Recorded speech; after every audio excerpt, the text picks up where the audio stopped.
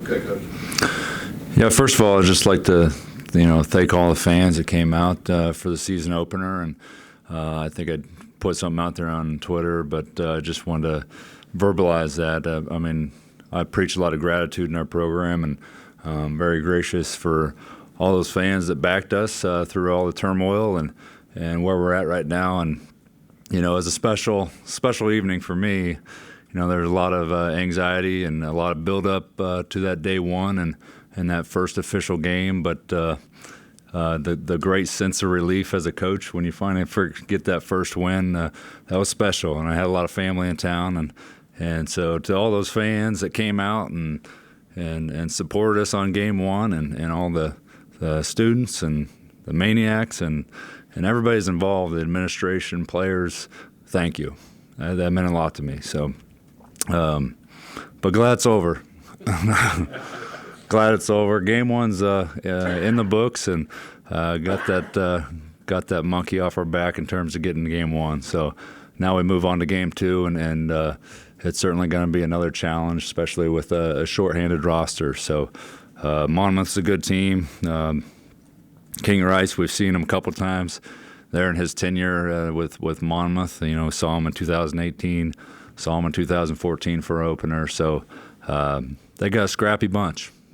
They got a bunch that wants to get up in you and take things away and really try to create havoc and turnovers, and they got a couple guys between Jack Collins and Xander Rice that are putting up a lot of shots that can really score it. So we got another challenge on our hands, and trying to do everything we can to help our legs, and we played a lot of minutes, and a lot of guys played a lot of minutes that typically don't play that many minutes. So we've been really mindful of that, playing 3 games in 8 days with a short bench, and trying to do as much as we can, learning on film, and getting prepared to take on that challenge on Friday night. Coach, after seeing the film of game one, what was the final evaluation there, things that you saw? Offensively, I was worried there. We shot 14% in the first half, and everybody thought I had some profound words of wisdom at halftime, and more than anything, I was just, had a heart-to-heart with them and said, guys, it can't get any worse than this in terms of, the way we shot it. And we talked a lot about trust and trust in the process, trust in the system, trust in each other.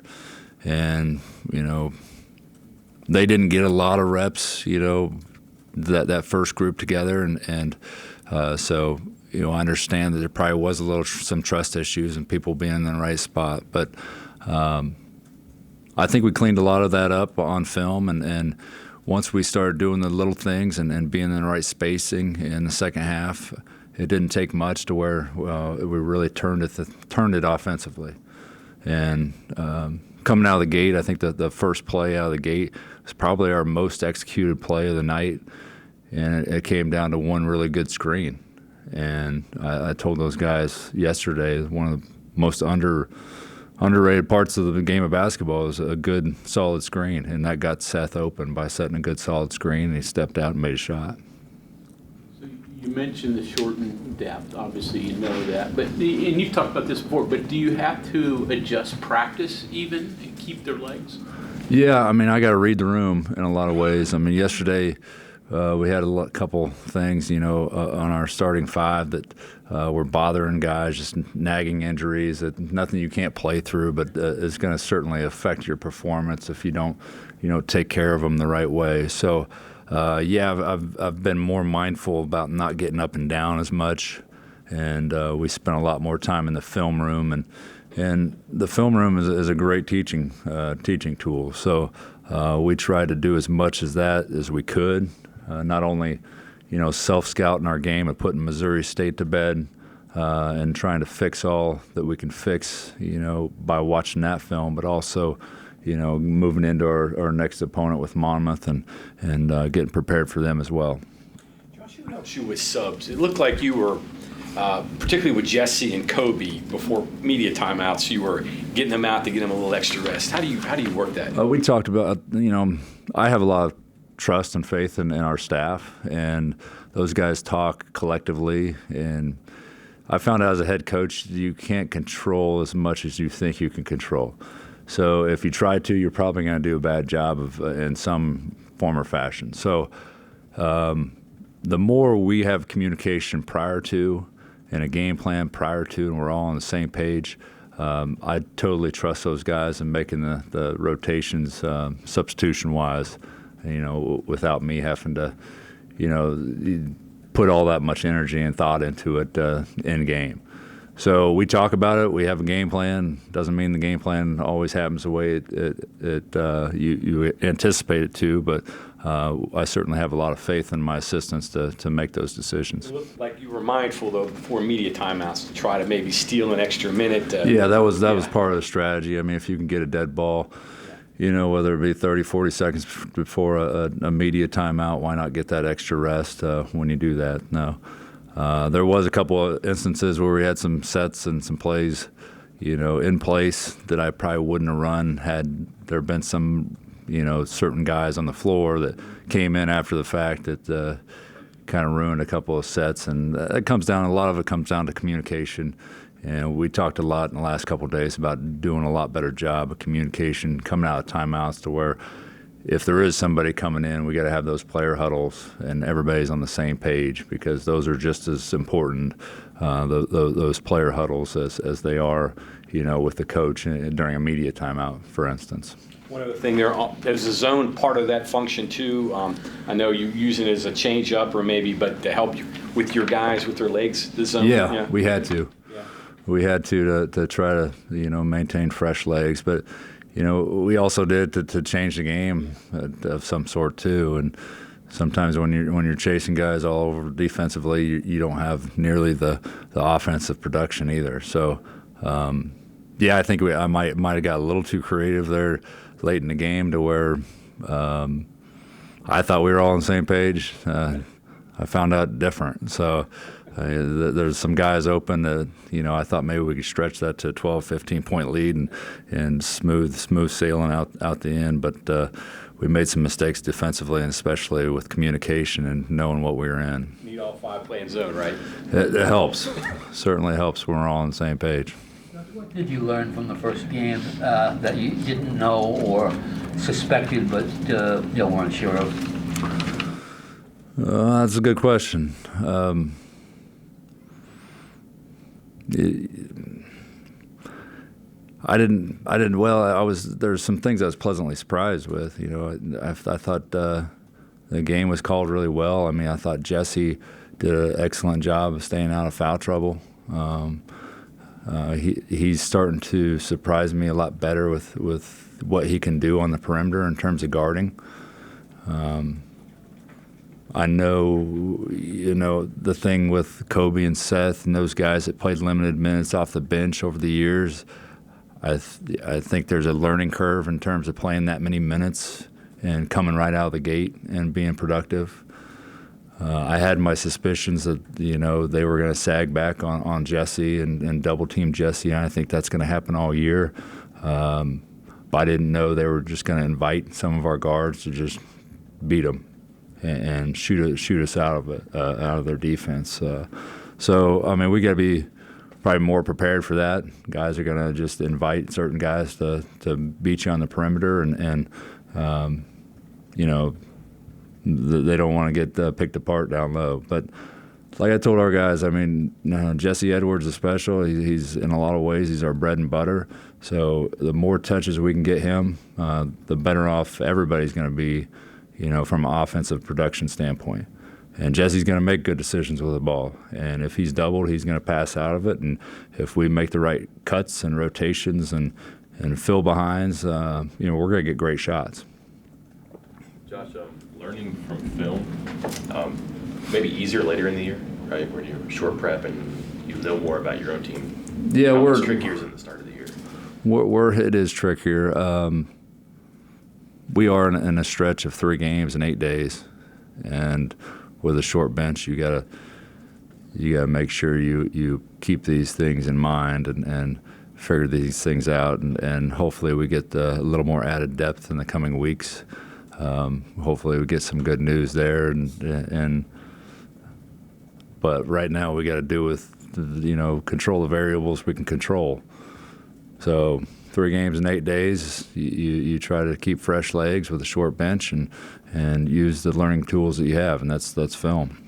One game, the exhibition, the scrimmage, are you using all of it? Like, how much can you actually show them? And Say that again. how much can you show them? Are you using the exhibition, the scrimmage, and the game? Are you doing just Monday's game? Are you doing practice? We've pretty much put the exhibition to bed. Now we've really dissected the Missouri State film. So,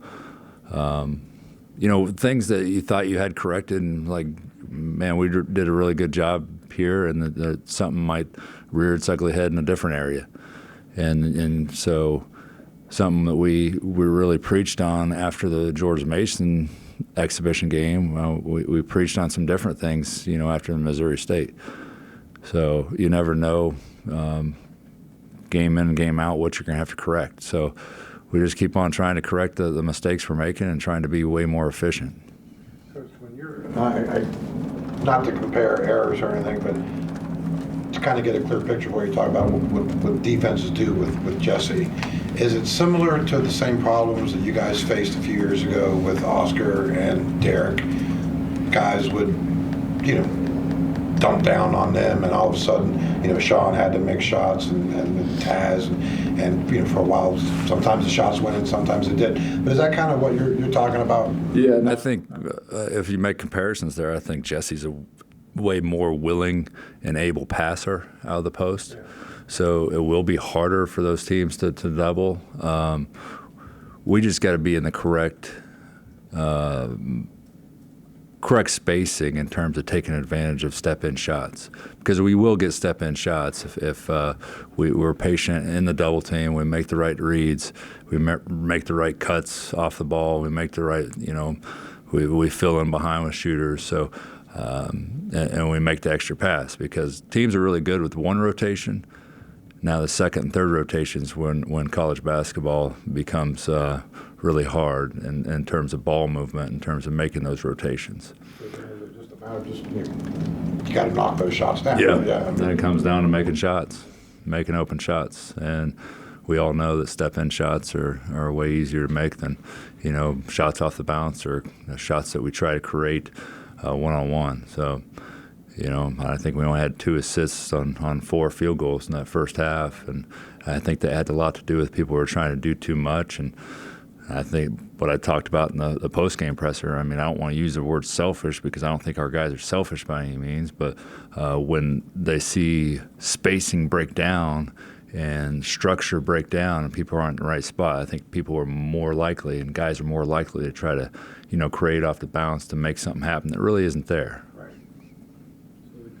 Question, Acook and Raekwon, any news there on either? No, I don't have anything new to report. Just keep crossing my fingers and thinking positive thoughts. And thought maybe I'd hear yesterday or today on Raekwon, but my understanding is they meet on Tuesdays. But I thought maybe since it was election day on Tuesday, maybe it was just one day delayed. But I put a lot of thought in these things and probably overthink them, when I should just control what I can control and move on.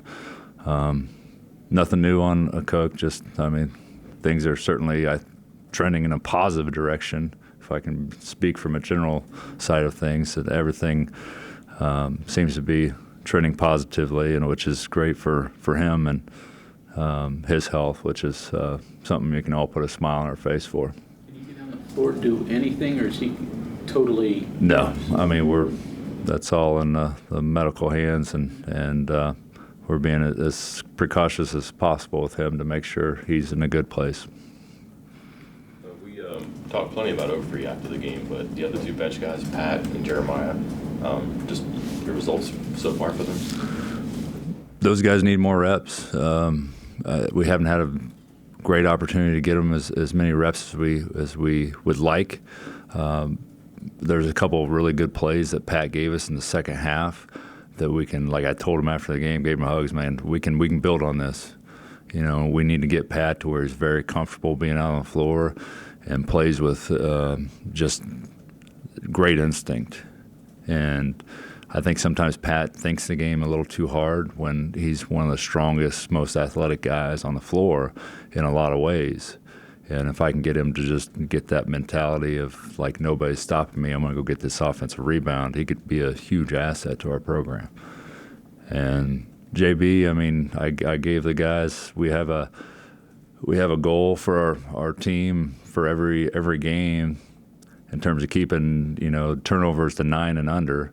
And we held that team, a good defensive Missouri State team. We only, you know, committed 7 turnovers. So that's with Kobe Johnson, and which has played limited point guard, and Jeremiah Bembry as a freshman. They never played a bounce of college basketball until the other night. So kudos to those guys, and that was a pleasant surprise. We really took care of the ball against a good defensive team. Back to Mike's question about prep. The first game, you really had very little to go on. It was mostly ghosts. This game, you got a lot to go on because you played them and they played them. Was that by design or did it just happen that way? No, sometimes it just happens that way. It's nice to have that comparable.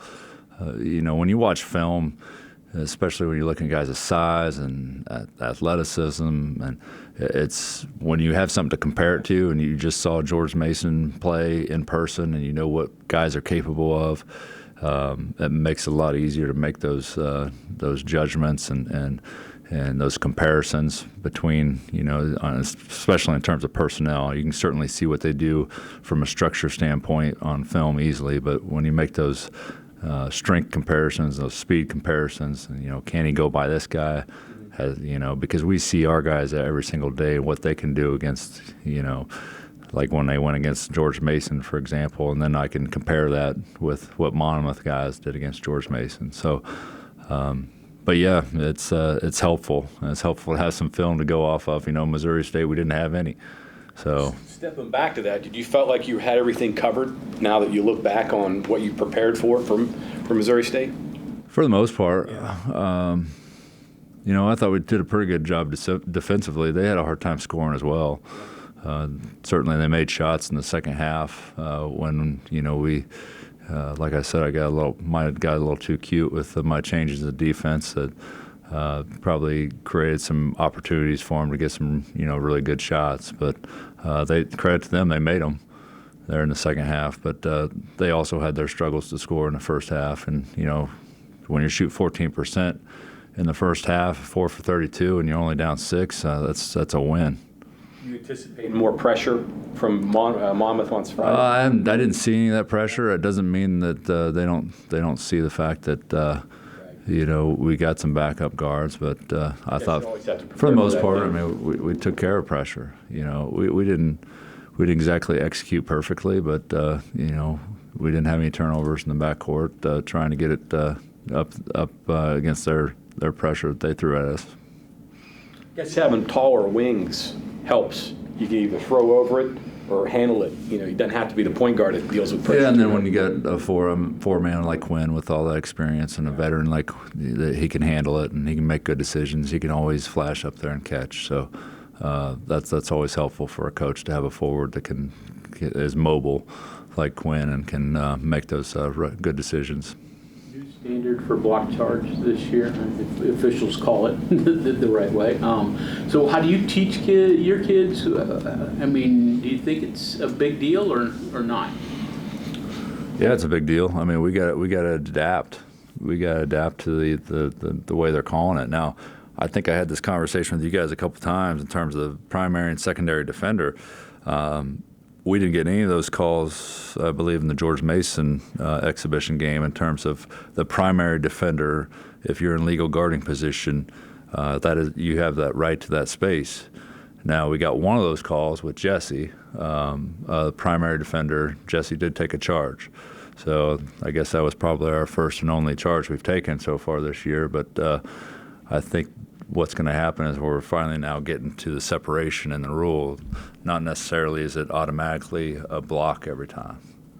So, yeah, it might be, you know, pretty much an automatic for a lot of those officials, and in terms of the secondary defender and the help side defender in terms of block charge. But the primary defender is 100% entitled to his space. If he beats him to the spot, that's his space. I mean, not, you secondary guy just can't even try to take a charge? You spend a lot of time walling up.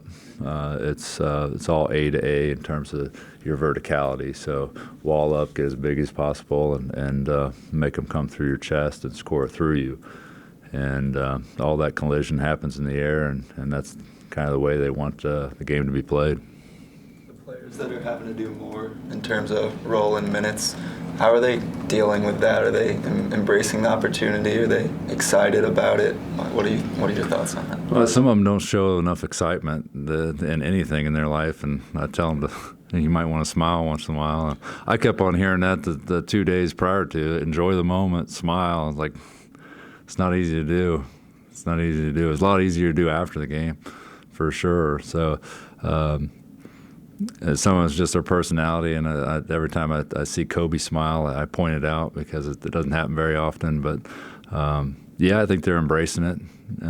It's a opportunity, doesn't always come in life, So when it does, I just keep on telling them, be ready to take advantage of that opportunity.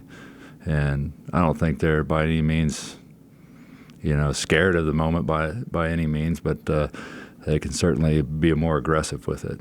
So, I'm hardly an expert on a basketball playbook, but we heard that, especially when you had Kerr available, that pick and roll was going to be a big part of your offense. And I don't remember seeing very much of it in the game. And even when you were shooting, 14%, I was just wondering, were you holding on that? Was that because of Kerr not being in there? yeah, I mean, Kerr and Kobe are two different point guards in a lot of ways. So, I mean, the way you call the game from a strategy standpoint is going to be a little different with the two different point guards. Yeah, Kerr is really, really effective off a ball screen, and he can make really good reads. Kobe's more of a steady handling guy that can just get the ball in the right place and make sure you're into offense. Is he good off pick and roll? I want him to be a little more aggressive coming off pick and roll and take advantage of these new rules. I mean, Kobe's got a really good athletic frame, and he can come downhill. He can come downhill and put a lot of pressure on the rim and go at these guards and finish through them and take advantage of that new block charge rule. And that's what I'm trying to get at with his mindset. If we can get him more aggressive coming downhill off those pick and rolls, and he's got good vision too, and he's going to get the ball in the right place. I mean, but they're different. They're 100% different, and you got to, from a coaching standpoint, you got to definitely keep that in mind. Kind of along those lines about them being different, you could probably post Kobe up. Yeah. And you're not probably posting Kerr up. And if you go back and look at the film, the first set I ran was trying to take advantage of Kobe's size in the post. So I ran him off a smash screen and ran him right into the post, and we just didn't make the pass. He was open. And Seth chose not to force it, and we moved on with the set. But that was option number one coming out of the gate, was trying to get Kobe going. And I thought I had a mismatch there that we could put him in the post and score with a smaller guard on him. Josh, how much are you calling? Just so used to seeing offense, which is motion, which is really not a lot of plays, right? Just kind of reading and feeling, but it sounds like you're calling a lot of stuff.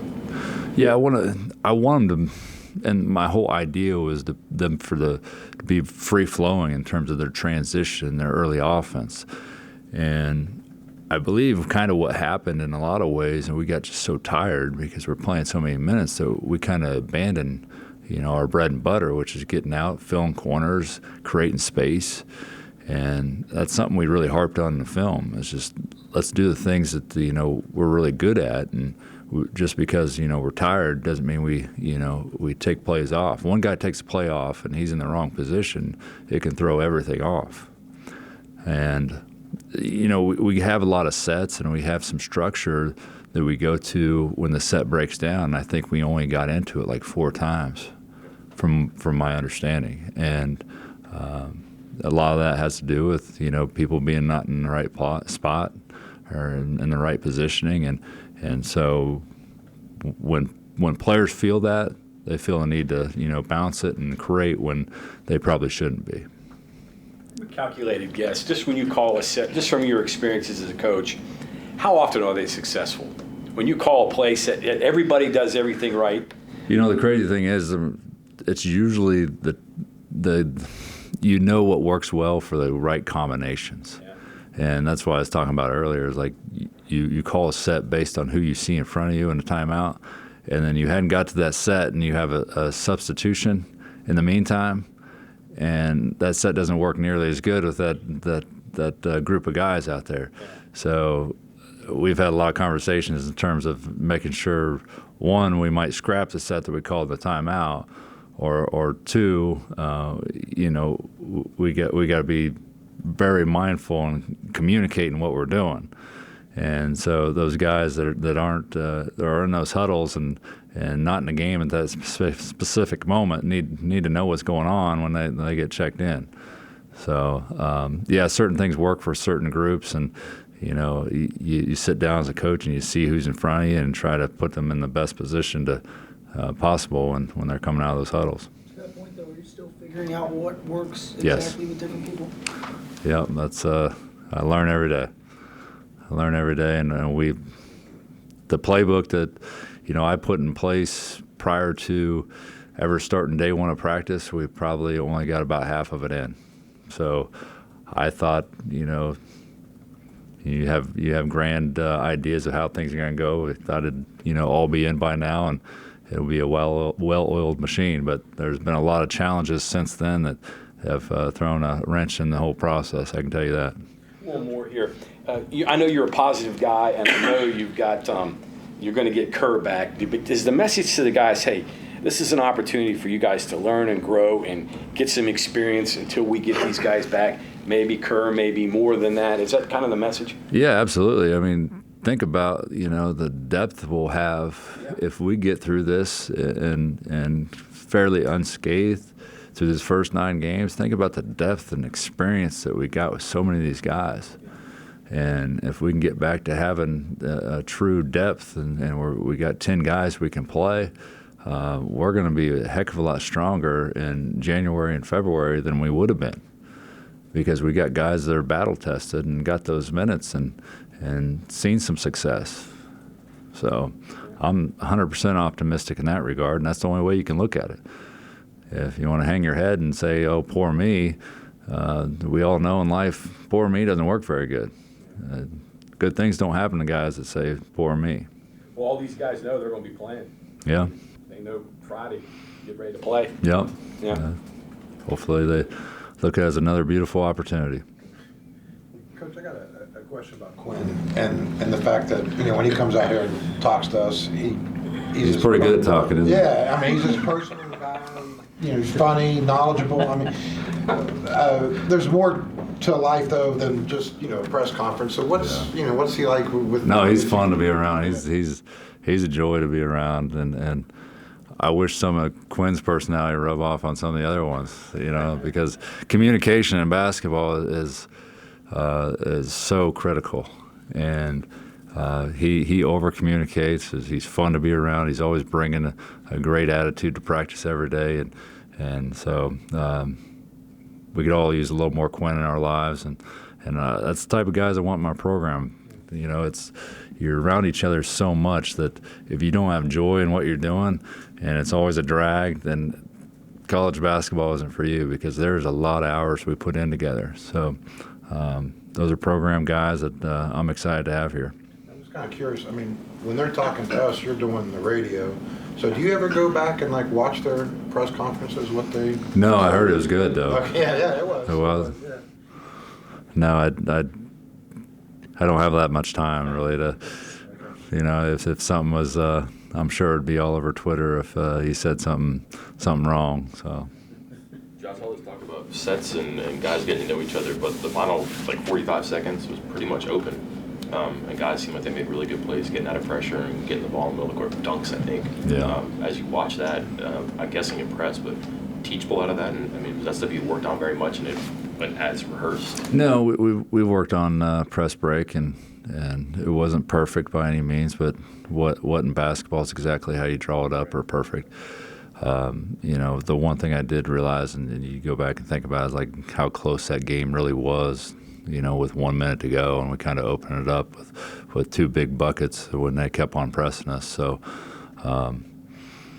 yeah, it's in the moment you're just trying to get through it and make sure you do right by all those guys. And it's the little things as a coach that really drive you crazy, like an inbounds pass when nobody's ready to guard, and they just kick it to the corner and make an open 3 when you let your guard down. When it's every possession counts, especially when you're so short-handed.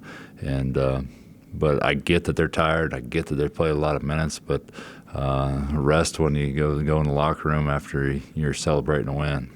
Well, those last 2 games, winning time, your guys executed. George Mason, you came back there, and in the last 40 seconds of the Missouri State game, your guys made winning plays. Yeah, they did. Credit to them, and hopefully we continue that. So I'd like to get to the point where we can, when we got 8-point lead, we can just extend it to 15 instead of letting them, get right back in it. And I'm not perfect by any means, and I, as a coach, you second guess almost every decision you make to try to make sure you're doing right by everybody in the program. So I do a lot of, if it's my fault, I'll certainly take it on my shoulders. But we all try to do this together, and like I told them before the game, this is your team. This is 100% your team, and I hate that I'm plastered on every production and every billboard in terms of West Virginia basketball. It's really not my personality. It's this is about you guys. This is about you guys. It's your team. You guys got to take ownership in it, have a lot of equity in the process, and trust one another, and build each other up, keep each other accountable, and that's how we're going to be good. And if they take that mentality each and every day and have that growth mindset, we'll be good. Coach, thank you. Thank you.